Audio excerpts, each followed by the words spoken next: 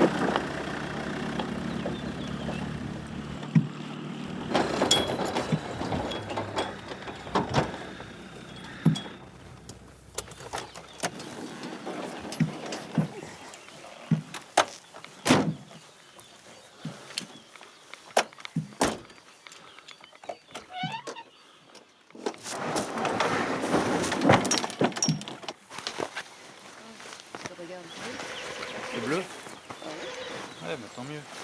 Bonjour à toutes et à tous. Les plus perspicaces d'entre vous auront compris, nous allons vous offrir un vol en montgolfière, un vol avec même 2 montgolfières aujourd'hui dans Carnet de vol. Mais comme pour toute activité aéronautique, on regarde d'abord le ciel pour savoir si la météo est avec nous. Bonjour, Météo France Bagnac, c'est Montgolfière Fox Golf Juliette Papa Golf à Saint-Martory. Bon, le brouillard ici semble se déchirer localement, là où nous nous trouvons. Oui. Est-ce que vous avez des images satellites qui montrent une amélioration régionale au lieu d'être locale? Oui, parce que de toute façon, normalement avec le modèle, on ne devait pas en avoir dans votre secteur déjà des nuages bas. Ouais, là, bon, le modèle est un petit peu faux, mais bon. Voilà. Oui, ça se dissipe, mais tout doucement. Hein. D'accord. Bon, écoutez, je vous rappelle juste avant de décoller. Merci beaucoup. Je vous en prie. Au revoir. Vous pouvez garder un œil dessus pour nous, c'est gentil.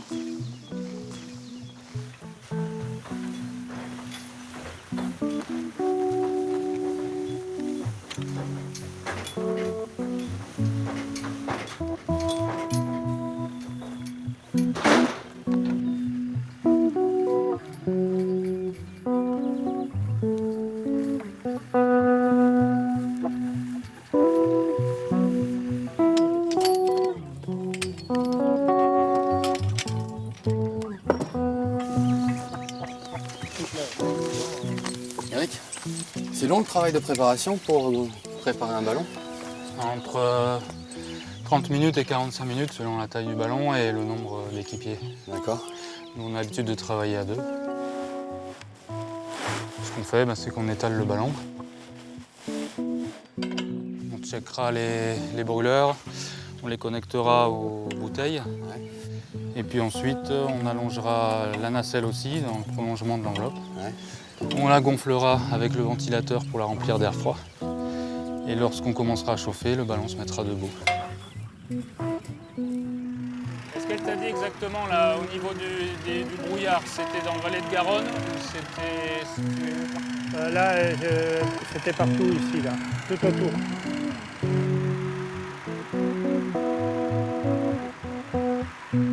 Jean-Pierre ? Donc la météo nous donne des informations et on en fait ce qu'on veut en faire. Et chaque pilote a ses propres standards, suivant son expérience, suivant son matériel, suivant la géographie des lieux, si on la connaît bien ou si on la connaît pas. Ça peut avoir un impact.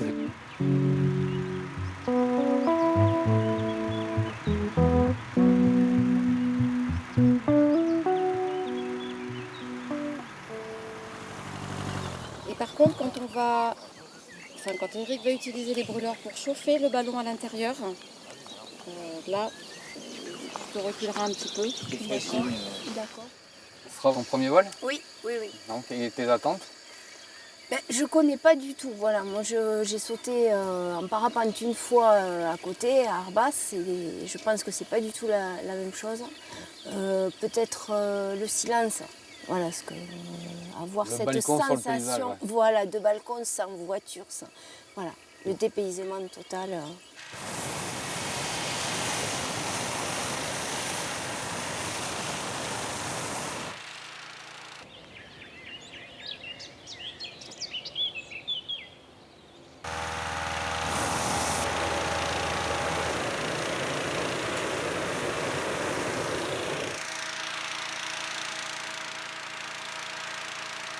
Là, on chauffe beaucoup dans cette phase parce qu'il faut monter le ballon en température.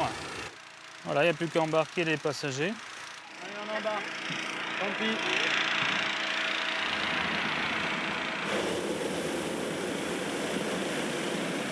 Il fait quelle taille le ballon là? 6000 m3, 25 mètres de haut. 25 mètres d'eau. C'est une cathédrale de tissu. Hein. Voilà.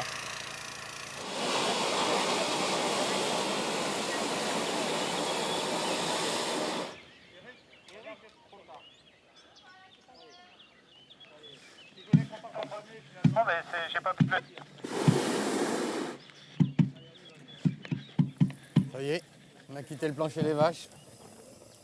Ah, ça monte fort d'entrée. Hein. On peut monter beaucoup plus vite.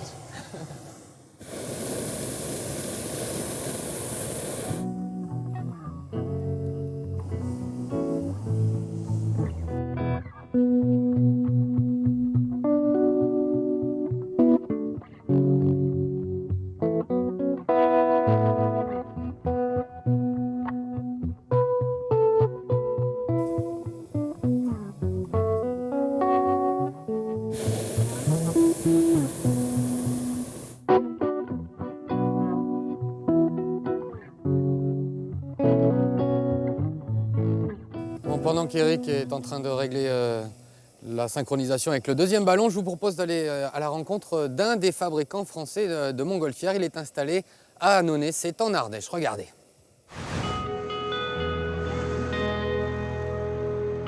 L'an dernier, Benjamin Cléé-Marel a abandonné son métier d'informaticien pour se consacrer entièrement à sa passion, la montgolfière. Pilote et instructeur, il est aussi désormais chef d'entreprise. Installé à Annonay en Ardèche, la patrie des frères Montgolfier, sa PME fabrique des ballons entièrement français.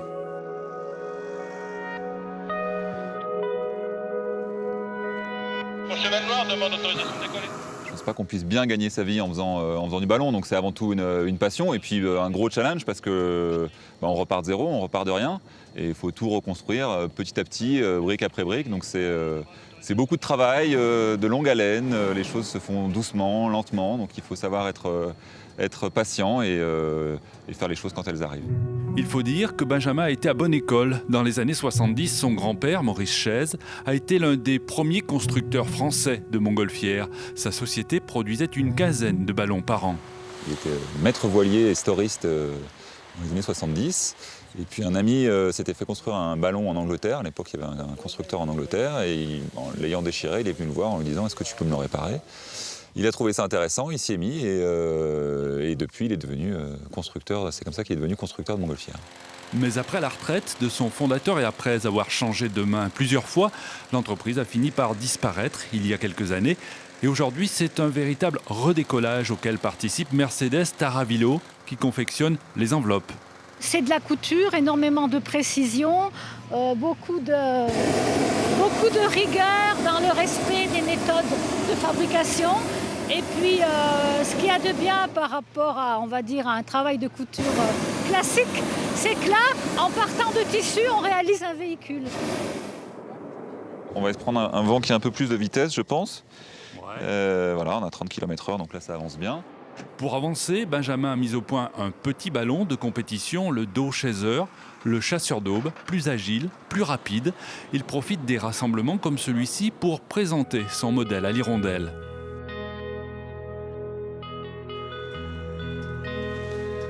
« 2500 mètres les amis. Ça reste un marché de niche, hein, il faut pas se leurrer. Il y a à peu près 400-450 montgolfières qui sont construites en Europe par an. Construites et vendues bien évidemment.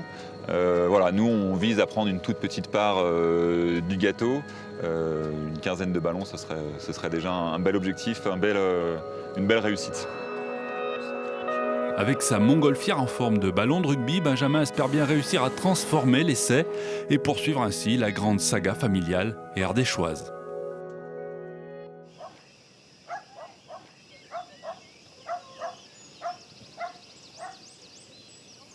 Ça, c'est la vallée de la Garonne. Voilà. Les brumes. On va faire un tour d'horizon. Parce qu'en plus, on peut tourner la Alors sur les ballons qui sont équipés de vantaux de rotation, on peut faire pivoter le ballon sur lui-même. Ah ouais. C'est obligatoire lorsqu'on a une nacelle rectangulaire comme celle-là, de façon à pouvoir poser le grand côté en premier lorsqu'on atterrit. Donc là, on va se retrouver. Voilà, on va faire un tour d'horizon. On va voir les Pyrénées. Assez joli quand c'est tout bleu comme ça. Donc ça se pilote vraiment une montgolfière. Ça se pilote, ouais, ça se pilote surtout en montant et en descendant, uniquement même en montant et en descendant. Il faut prendre des décisions, oui. Donc Et comment ça se passe? anticiper sur ce qui va se passer. On connaît les prévisions des masses d'air. On essaye de s'en servir au mieux pour orienter un peu le ballon. Donc on cherche la masse d'air qui va dans le sens où on veut aller. Voilà. Parfois, on n'a pas le choix, hein. C'est toujours la même direction, que ce soit au sol ou au-dessus. Là, on a le choix, donc on monte. Ce qui n'a pas réussi à faire l'autre montgolfière, si j'ai bien compris.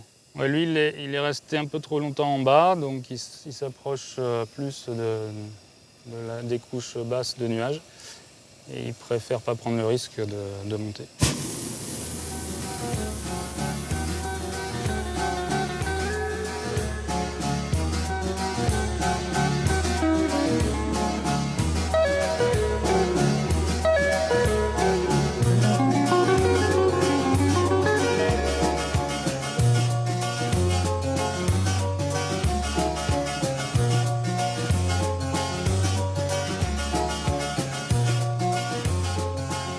T'avais déjà vu les Pyrénées comme ça? Jamais, jamais, jamais. C'est apaisant, c'est cette mer de nuages là.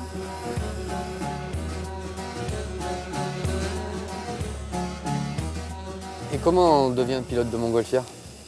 Eh bien, tout simplement en passant un brevet avec un instructeur comme Jean-Pierre, le deuxième ballon. Et puis ensuite, eh bien, on peut se lancer. D'accord, c'est long à passer un brevet d'aéroskier? Ça dépend de l'élève. Et là, avec toi, tu étais bon élève, ça a mis combien de temps? 3 mois. D'accord. Voilà, j'avais que ça à faire. Je m'étais bloqué 3 mois pour le passer. Et tu avais Il y a déjà un une nombre culture d'heures aéronautique oui, aussi. Hein. Oui. Rappelle-nous ton parcours. Eh bien, 18 années dans l'armée de l'air, en tant que personnel navigant. D'accord. Et voilà, là on descend 4 mètres secondes, excusez-moi. Il a pas fait la même chose que toi, Jean-Pierre, il prend pas la même direction? Ouais, mais écoute, essaye de garder la radio libre là parce qu'on a les neurones occupés là.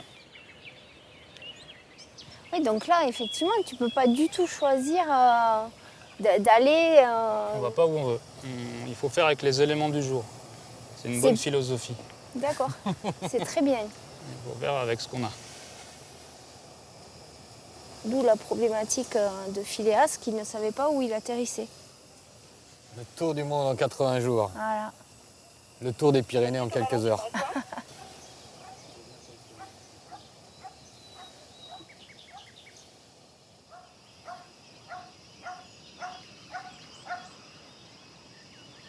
Alors Florence? C'est une impression de liberté et le mot c'est zen attitude. C'est totalement, je pensais pas à ce point. Pour une fois, voilà, je suis en haut et je regarde pas la montgolfière passer au-dessus de ma maison, c'est merveilleux. On a l'impression de laisser vraiment les problèmes au sol et là on est quelqu'un d'autre. C'est un rêve d'enfant, c'est splendide. Ouais. Les gens qui nous font coucou Voilà. là-bas. Bonjour madame. Ah, là aussi. Ça va? Wouh.